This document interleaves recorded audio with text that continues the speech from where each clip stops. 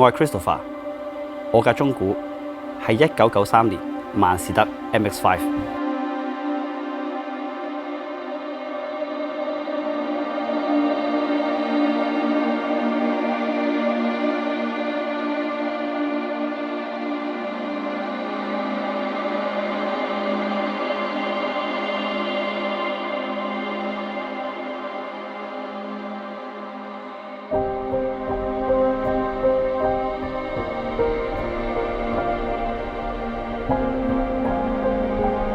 喺我讀書嘅時候咧，我已經好中意 MX5 呢架車㗎啦。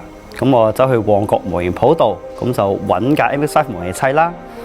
買咗我人生第一個紅色 MX5 嘅模型。跟住喺我屋企出現咗2次嘅紅色 MX5。咁我同阿哥有一架啦，跟住然後我家姐有一架啦。咁我就斷定咗 MX5 係紅色係最靚㗎啦。咁所以我同自己講，我人生買嘅第一架車一定要係紅色嘅 MX5。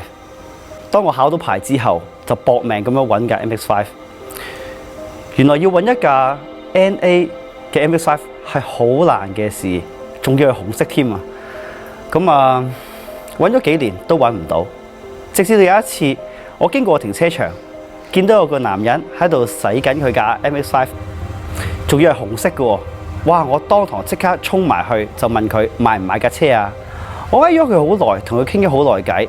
最後咁我真係打動咗佢啦，佢就願意賣俾我，咁我即刻去撳機俾錢佢，咁樣我就擁有咗我人生第一部 MX5，係一部1990年1600cc 自動波。之後就好開心咁樣日揸夜揸嘅 MX5 啦，返工揸佢，放工又係揸佢，差唔多揸到冇晒油先至捨得返屋企嘅。之後做入埋 MX5 嘅車會，咁對汽車更加了解，對 MX5 仲更加了解添。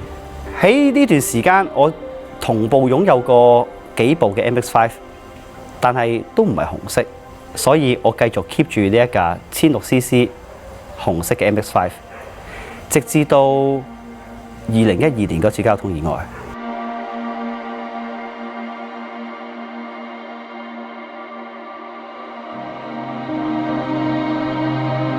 嗰次交通意外，我拖咗我架車，我個人冇事啊，不過架車就大件事啦，成份投入咗拖咗架車，好唔開心啊！又冇返工，又瞓唔到，日日淨係識得走去車房度望住個遺體，勁唔開心咯。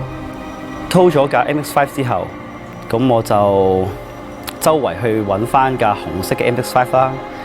咁好多謝啲會友啊，因為佢哋都幫我到處去揾。咁揾咗2個月到啦，咁知道有一個會友就會移居返去美國，咁我就主動聯絡佢啦，就問下佢係咪放手呢架 MX5 啦。咁好彩啊，咁佢終於賣佢架車俾我啦。最重要嘅就係一架紅色嘅 MX5， 1993年1800cc 首波嘅。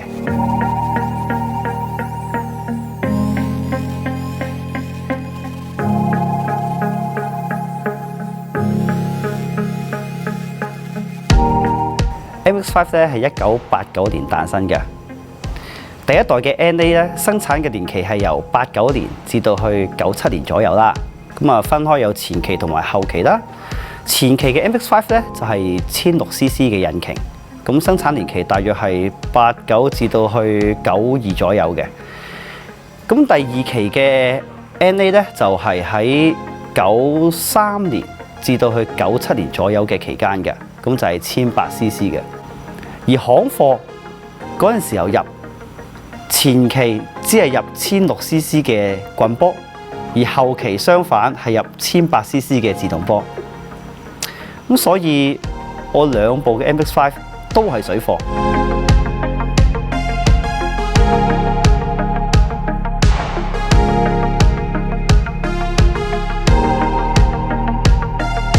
經過嗰次交通意外之後啦，咁我對我自己架 MX5 咧有好大嘅改變啊！由以前日日揸，到去而家，我好珍惜佢。1個星期甚至乎1個月，我先至會揸佢1次。點解我咁中意 MX5？因為佢外形啦，因為佢嘅外形好可愛，成日都好似對住你笑咁樣嘅。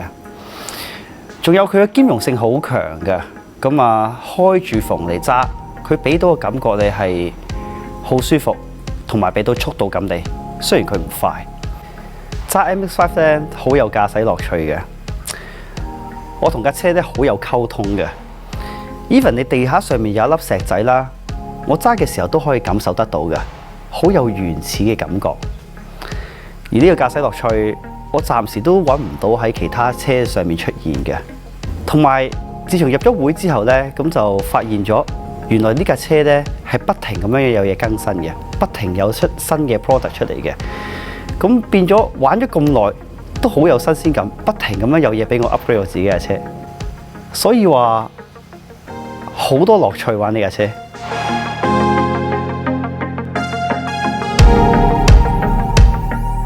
今年係 MX-5 誕生30週年，話晒佢都係健力士世界大全最受歡迎及最佳銷量嘅雙人開篷小車。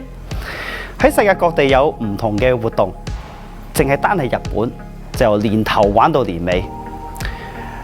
我哋個會裏面有好多會友都打算去參與呢一個日本廣島最大型嘅活動。其實我哋車會咧都係透過啲活動咧宣傳一個一代傳一代呢一個理念嘅。喺世界各地好多車會都係咁樣樣嘅。爸爸買落架車，跟住然後到個仔繼續去玩。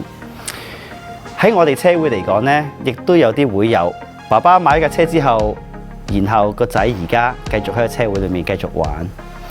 當然我自己都希望我能夠傳俾我個仔啦。雖然我個仔得5歲。喺每日如果有機會車個仔返學嘅時候，我都會問佢：你想爸爸用咩車車你返學啊？佢永遠都會答 NA 咁樣樣。我已經好成功咁樣導到我個仔中意 MX-5 啦。不過佢就唔中意紅色，中意黃色，成日都叫爸爸，你可唔可以將架 NA 轉做黃色啊？或者叫我買多架黃色啊？呢樣嘢我真係要諗下啦。